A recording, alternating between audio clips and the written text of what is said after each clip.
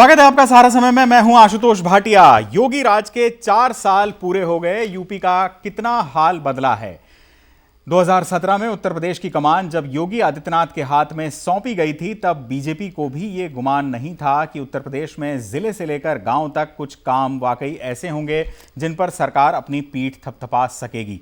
मुख्यमंत्री योगी आदित्यनाथ ने 4 साल पूरा करने के उपलक्ष्य में जो दावे पेश किए हैं, उनमें देश की दूसरी अर्थव्यवस्था होने और प्रति व्यक्ति आय को दोगुना करने का जोश साफ झलकता है।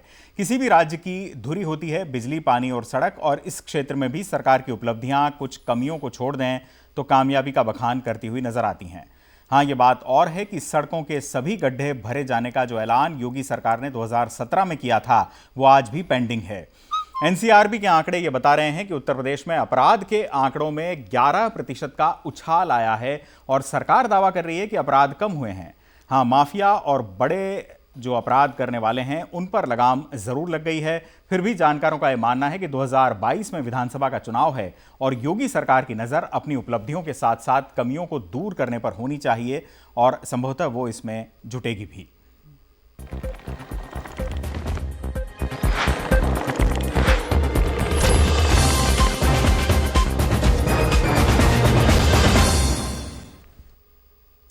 उत्तर प्रदेश जनसंख्या के लिहाज से भी देश का पहला राज्य है। देश की दूसरी बड़ी अर्थव्यवस्था होने का दावा 2021 में योगी सरकार ने अब तक का प्रदेश का सबसे बड़ा बजट पेश किया।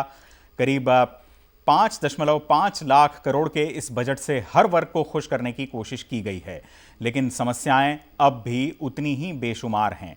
फिर भी कोई ये कहे कि योगी आदित्यनाथ सरकार के 4 साल बेमिसाल हैं, तो बात सोचनी पड़ती है कि जब गन्ना किसानों का पूरा भुगतान किया गया, खाद्यान्न की खरीद भी पूरी हुई, तब सवाल उठता है कि पश्चिमी उत्तर प्रदेश के किसान आखिर बिदक क्यों गए हैं। उच्च शिक्षा के मामले में उत्तर प्रदेश भले ही देश का नंबर 1 हो गया हो, लेकिन प्राथमिक शिक्षा के मामले में वो अब भी पिछड़ा हुआ प्रदेश बना हुआ है।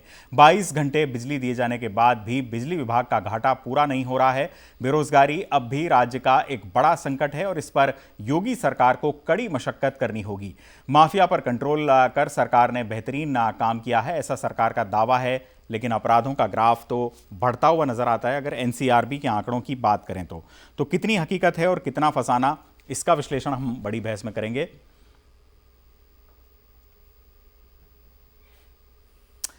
बड़ी बहस में हमारे साथ इस पर चर्चा करने के लिए हमारे खास मेहमान भी जुड़ चुके हैं। हमारे साथ हरीश श्रीवास्तव हैं, बीजेपी के प्रवक्ता हैं, आपका स्वागत है हरीश जी।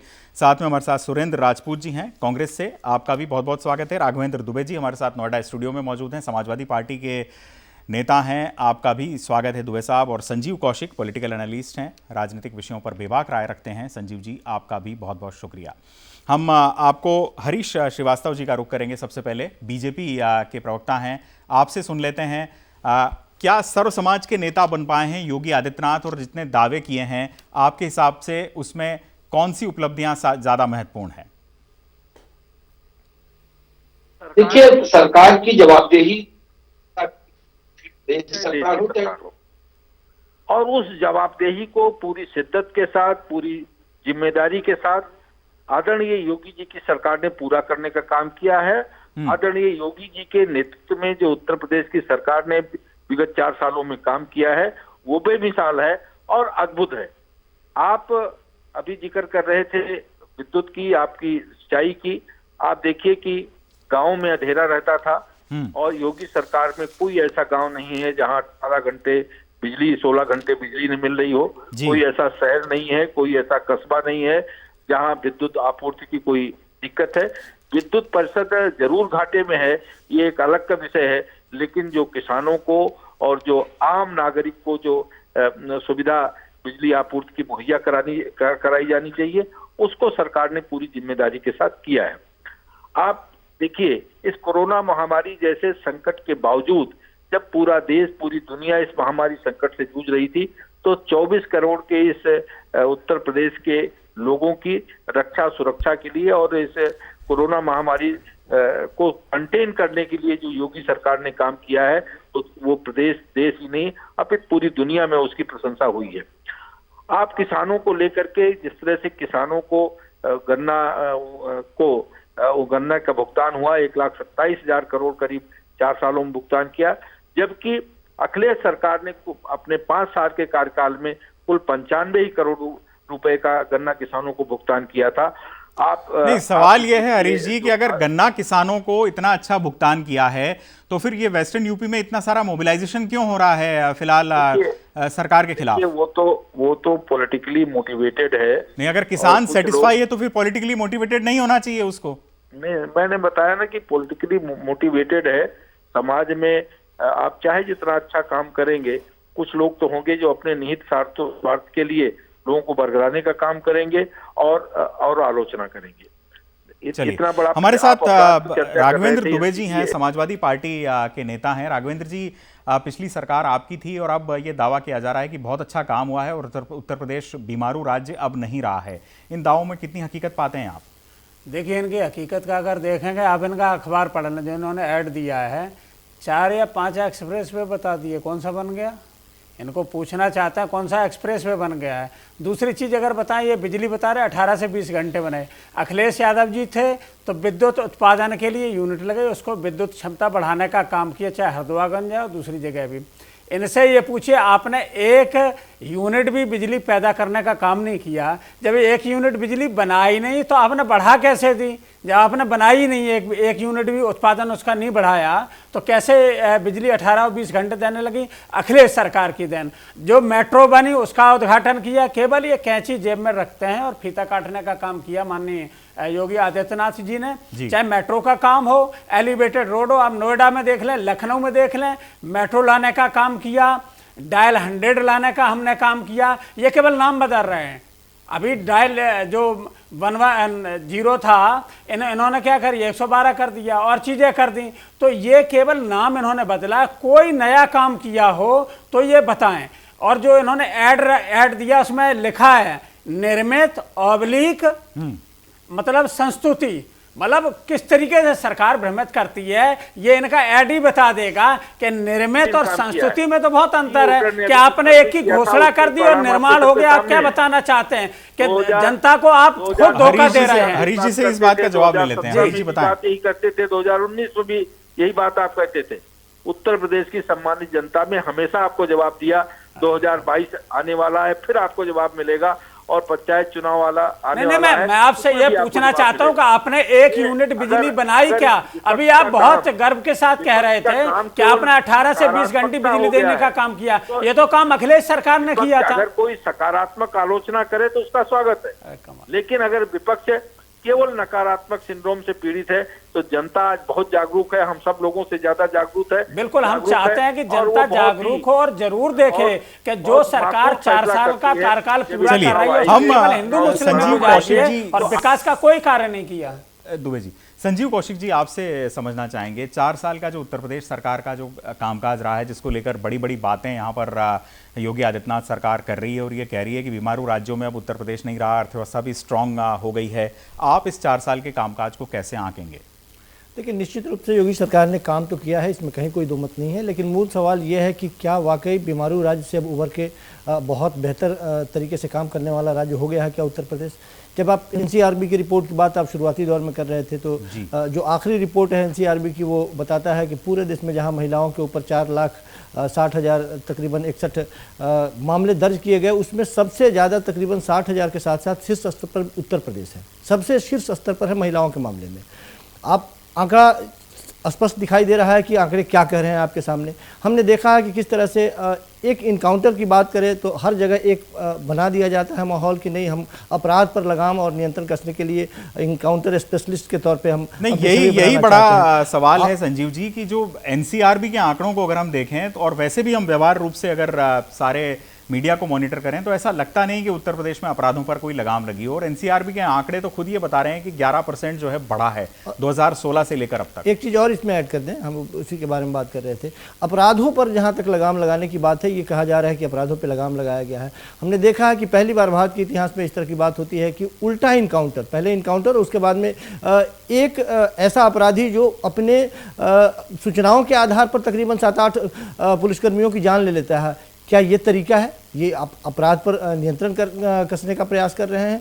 महिलाओं की स्थिति क्या है, दलितों की स्थिति क्या है, शिक्षा की स्थिति क्या है और स्वास्थ्य की स्थिति क्या है? शुरुआती दौर में इनके गोरखपुर में जिस तरह से शुरुआती दौर की ही बात कर लें, हम 6 महीने के बाद की ही बात कर लें, उनके शासनकाल के बाद ऑक्सीजन की वजह से किस तरह से लड़कों की मौत हुई थी, या फिर एक और मामला कि स्कूलों में जिस तरह से बच्चे नमक और रोटी खाते हुए दिखाई दिए थे, ये सारी चीजें हैं, ये सब कुछ इसी में। सुरेंद्र राजपूत जी, आपसे मैं जानना चाहूंगा, आप कांग्रेस के नेता हैं। कांग्रेस की एक जमाने में उत्तर प्रदेश में काफी धाक हुआ करती थी, लेकिन अब पार्टी वहां पर ऑब्सोलीट सी हो गई है। लेकिन आप हमें ये बताएं कि ये जो स्थिति है उत्तर प्रदेश में कि अपराधों पर लगाम लगाने का दावा उत्तर प्रदेश की योगी सरकार करती है, लेकिन आंकड़े उसकी तस्दीक नहीं करते, हकीकत क्या है और इसका कारण क्या?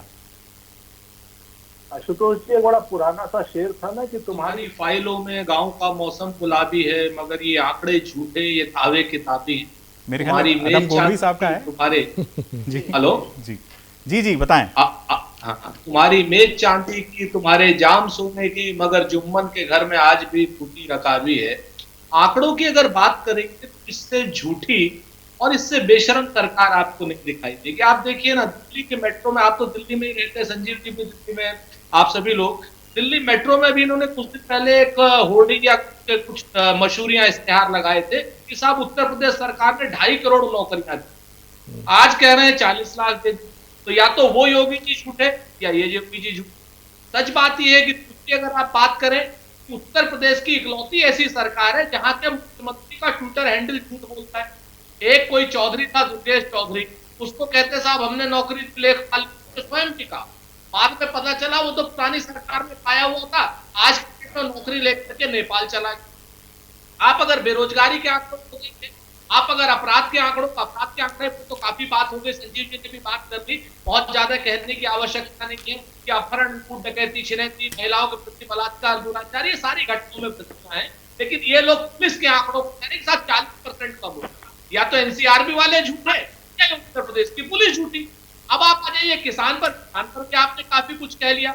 आपको ध्यान होगा आशुतोष, पिछले 4 साल से उत्तर प्रदेश की सरकार ने गन्ने का समर्थन मूल्य अगर 1 रुपया बढ़ाया हो तो बता दें। उत्तर प्रदेश की सरकार ने पिछले 1.5 साल से गन्ने के लगभग 10,000 करोड़ रुपए बकाया है पश्चिम उत्तर प्रदेश के किसानों के। समर्थन मूल्य बढ़ाया नहीं, पैसा दिया नहीं, उसके बाद आप कहते हैं कि साहब हाँ 1-2 चीजों में बड़ी तरक्की की है, उसका मैं बता देता हूं, उसके लिए योगी जी धन्यवाद के बाद। पहली तरक्की उन्होंने की है बेरोजगारी में। बेरोजगारी में उन्होंने समानुपातिक रखा है, बिल्कुल ना हिंदू किया ना मुसलमान किया, सबका साथ और सबका विकास। कोई हिंदू मुसलमान, हिंदुओं को भी नौकरी नहीं मिली, मुसलमानों को आपके सामने है उत्तर प्रदेश में बेरोजगारी की दर। यानी आपका कहना है कि आंकड़े हवा हवाई हैं। हरीश जी, इस स्थिति को हमारे सामने स्पष्ट कीजिए।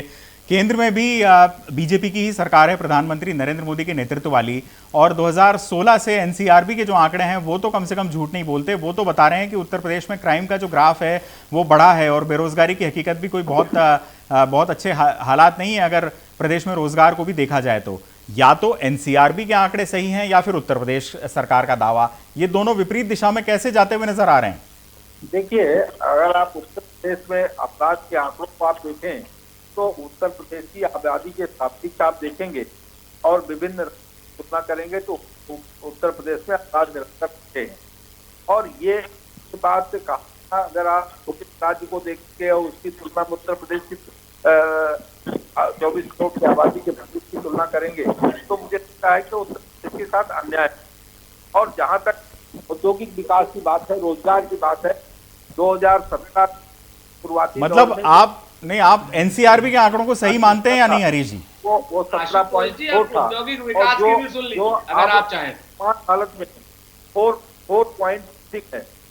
आप ये देखिए कि 13,06,000 जो एमएसएमई की इकाइयां हैं जी, उनको 43,540 करोड़ रुपए का ऋण से उत्तर प्रदेश सरकार ने उनको मजबूत करने का काम किया।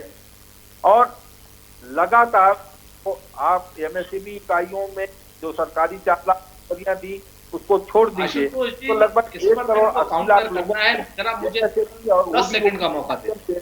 उत्तर प्रदेश सरकार ने रोजगार देने का काम किया है। सुरेंद्र राजपूत को भी जुटला देंगे कि जो खाद का कारखाना गोरखपुर का बरसों से बंद पड़ा था तो योगी सरकार ने शुरू करने का काम किया। गोरखपुर में एम्स को शुरू करने का काम किया। एनसेफेलाइटिस जो इसको 70 साल से जूझ नहीं पाए, 4 साल में ये एक्यूट इंसेफेलाइटिस से जी कुर्बान सुरेंद्र जी कुछ कह रहे हैं, सुरेंद्र जी की बात सुन लेते हैं। जी सुरेंद्र जी। तीन बातें मैं आपसे, आदरणीय हरीश जी बड़े वरिष्ठ हैं हमारे और हमारे अच्छे बच्चों में से है, तो इनकी बात को बुलाना मुझे खराब लगता है। लेकिन अगर आप ध्यान से देखेंगे आशु जी, एयरपोर्ट उत्तर प्रदेश में लगभग 5000 से कुछ ज्यादा एमएसएमई की इकाइयां थी। अब हरीश जी 2 मिनट चुप हो जाएंगे। एयरपोर्ट बन रहा है। हरीश जी सुरेंद्र जी का सवाल ले लेते हैं। तो 5000 से ज्यादा कहना एमएसएमई इकाइयां थी हरीश जी, उसमें से 1/3 ऑलरेडी बंद हो गई। अभी आपने कहा 13-14 लाख इकाइयों को या पता नहीं कितने हजार इकाइयों को आप 20,000 करोड़ की बात की, उसको जब आप कैलकुलेट करेंगे तो लगभग 20,000 रुपए पर एमएसएमई इकाई आपके हिसाब से लोन आपने संस्तुति किया नहीं है अभी, क्योंकि आपका काम है संस्तुति करना और बैंक का काम है देना। तो आप किसी बैंक से जरा निकाल के दिखा दीजिए कि 20,000 करोड़ छोड़िए, अगर 10,000 करोड़ की डिस्पर्स हुआ हो और एक एमएसएमई इकाई को अगर आपने 20,000 रुपए आपने हिसाब से एवरेज आया है, तो 10 लोगों को रोजगार कहां से 2,000 पर व्यक्ति का रोजगार देंगे क्या? हम लौटेंगे इस सवाल पर। हम जी सरकारी आंकड़ों को अपनी जेब में रखिए।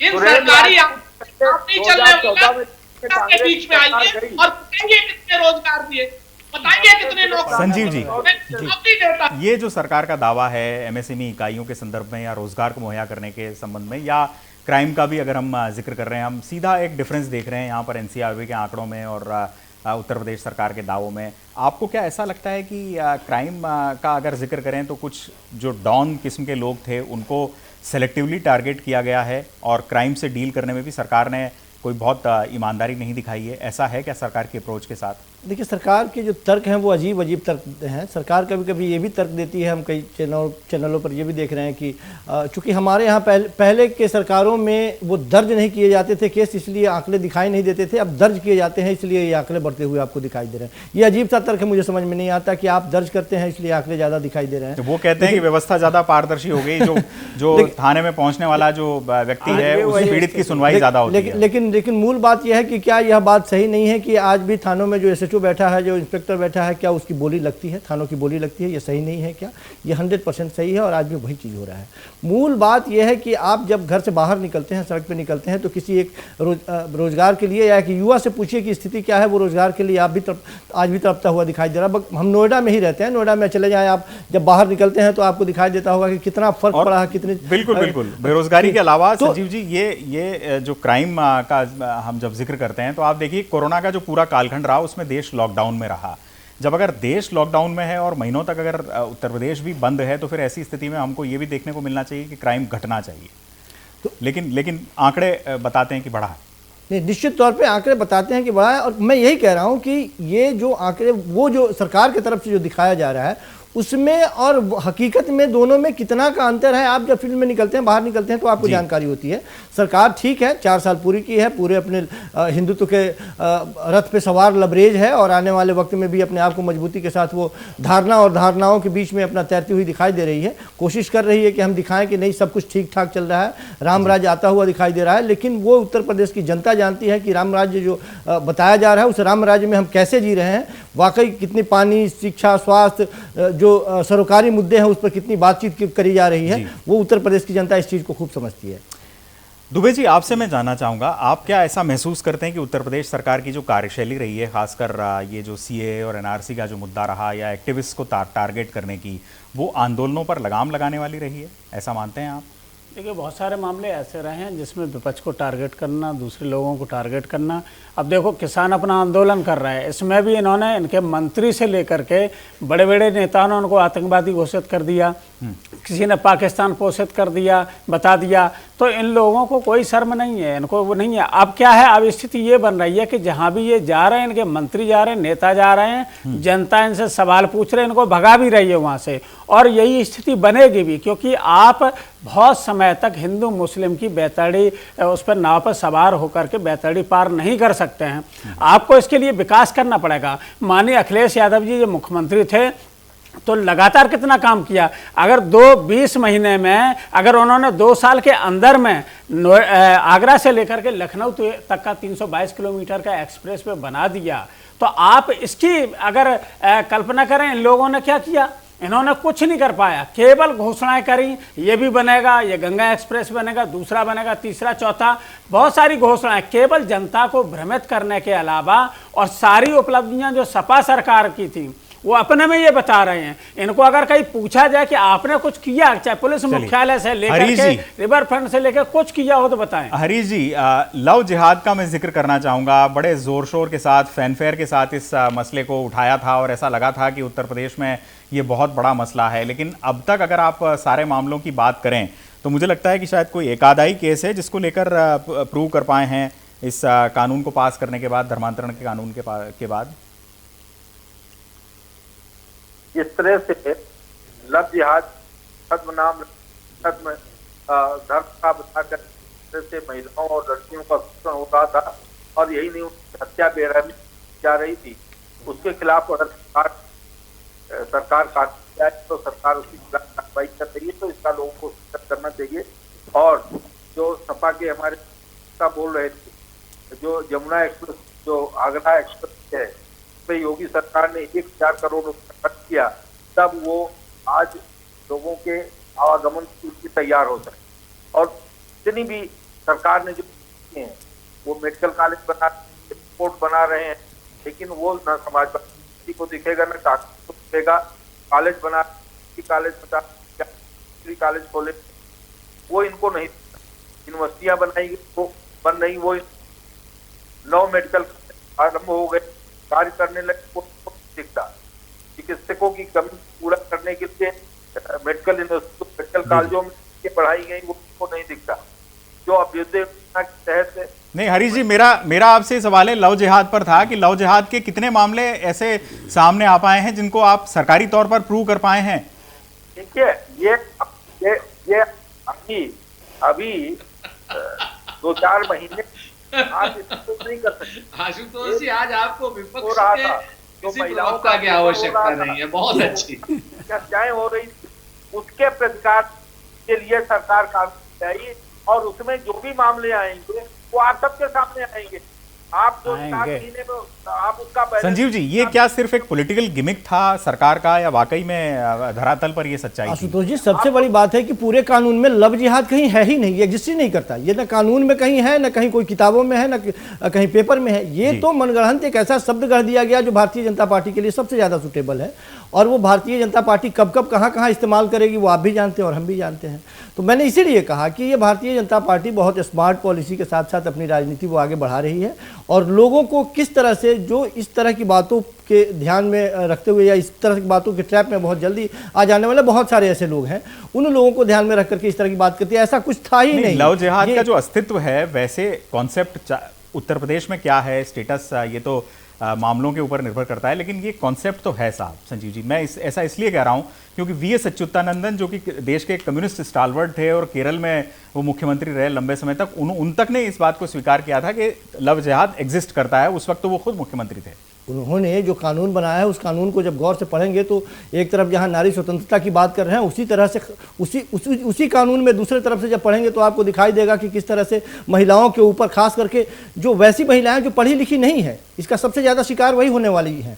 जो पढ़े लिखे हैं, जो समृद्ध हैं, संपन्न हैं, उनके ऊपर कोई फर्क नहीं पड़ता इस कानून का। सबसे ज़्यादा फर्क पड़ने वाला है वो महिलाएं जो घरों में कमज़ोर हैं, आर्थिक रूप से कमज़ोर हैं, जिनकी पढ़ाई लिखाई नहीं हो रही है। वो अपने मन से भी वो 2 कदम आगे नहीं चलेंगी। जिस तरह से एक कॉकस लगा के उनके ऊपर एक प्रतिबंध लगाने का जो प्रयास किया गया है। कानून, मैंने कहा कि कानून जो बनाया गया उसके पीछे की राजनीति कुछ और है, सोच कुछ और थी।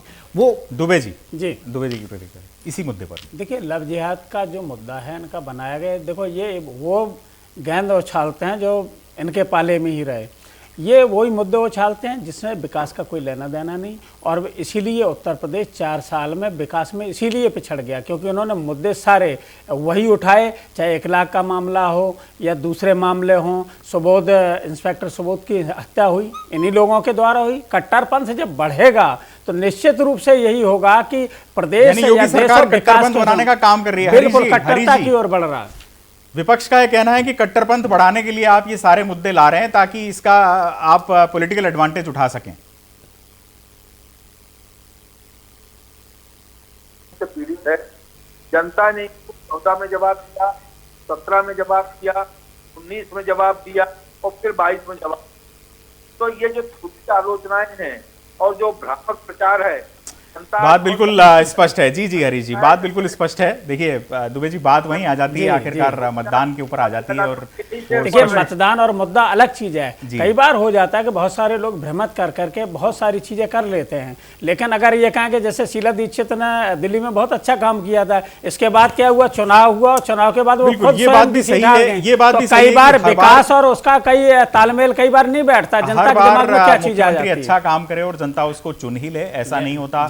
और ऐसा भी नहीं होता कि हर बार मुख्यमंत्री की पीठ ही थपथपाई जाए। सुरेंद्र जी, देखिए, आपने एक लव जिहाद की बात करी तो मैं आपको आंकड़ा बता दूं। 12 केस कानपुर में रजिस्टर्ड हुए थे, जिसमें से 7 केस तो प्राइमा फेसी ही उन्होंने रिजेक्ट कर दिए पुलिस ने।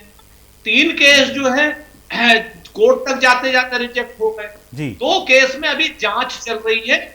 फिर अब आप बताइए, 12 केस इन्होंने रजिस्टर्ड किए थे। नंबर 1। नंबर तो आपने जो अच्युतानंदन जी वाली बात कही, तो उसमें भी चूंकि आप सभी लोग एक संजीव कौशिक जी एक विद्वान प्रवक्ता है, विद्वान पत्रकार हैं, आप भी बहुत विद्वान हैं, तो सुप्रीम कोर्ट में आकर के जिस तरीके से जो केस गया था, वो उसमें हाई कोर्ट को भी लताड़ लगाई थी और सीपीएम के लीडर को भी लताड़ लगाई थी कि इस तरीके, क्योंकि वो दोनों, एक लड़की डॉक्टर थी उसमें और लड़का भी डॉक्टर, जिसको लव जिहाद का केस कहा गया था। वो तो किसी इंडिविजुअल केस पे लताड़ लगाई थी ना, लेकिन ओवरऑल फिनोमेना ही नहीं है, ऐसा तो नहीं कहा था। हाई कोर्ट में जो सरकार ने अपना पक्ष रखा था, उसके खिलाफ सुप्रीम कोर्ट गए थे। सुप्रीम कोर्ट ने उस पूरे पक्ष को लताड़ लगाई।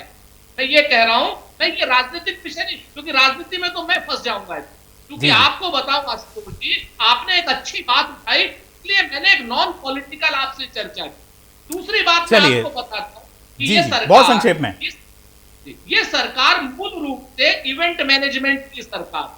इवेंट मैनेजमेंट करा लीजिए, हेडलाइन मैनेजमेंट करा लीजिए, झूठ बुलवा लीजिए, छल करा लीजिए, कपट करा लीजिए और प्रपंच करा लीजिए। चलिए, विपक्ष का यह दावा है कि छल और प्रपंच के बूते लोकप्रियता हासिल की जाती है, लेकिन जनता आखिरकार जब वोट देती है तो वो काम पर देती है। अगर मुख्यमंत्री या कोई भी देश का नेता उसको काम का प्रतीत होता है तो उसको दोबारा जनादेश जरूर मिलता है। उत्तर प्रदेश की सरकार को आगे इलेक्शंस में किस किस्म का सामना करना पड़ेगा ये तो भविष्य बताएगा, लेकिन बहरहाल सरकार के 4 साल का कामकाज जो पूरा हुआ है उसको निश्चित रूप से संतोषजनक कहा जा सकता है, लेकिन बहुत सारे ऐसे मसले हैं जिनको अभी अमलीजामा पहनाना ज़रूरी है। उत्तर प्रदेश की अगर बात करें, राज्य बड़ा है ये भी हकीकत है और चुनौतियां बेशुमार हैं।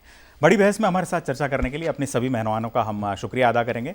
राघवेंद्र जी, आप हमारे साथ जुड़े, आपका बहुत बहुत धन्यवाद। हरीश जी, आपका भी बहुत बहुत शुक्रिया। सुरेंद्र जी, आप भी हमारे साथ स्काइप पर जुड़े, आपका भी धन्यवाद। और संजीव कौशिक जी, आपका भी बहुत बहुत धन्यवाद। बड़ी बहस में फिलहाल मेरे साथ इतना ही। वक्त एक ब्रेक का है, हम जल्द हाजिर होते हैं।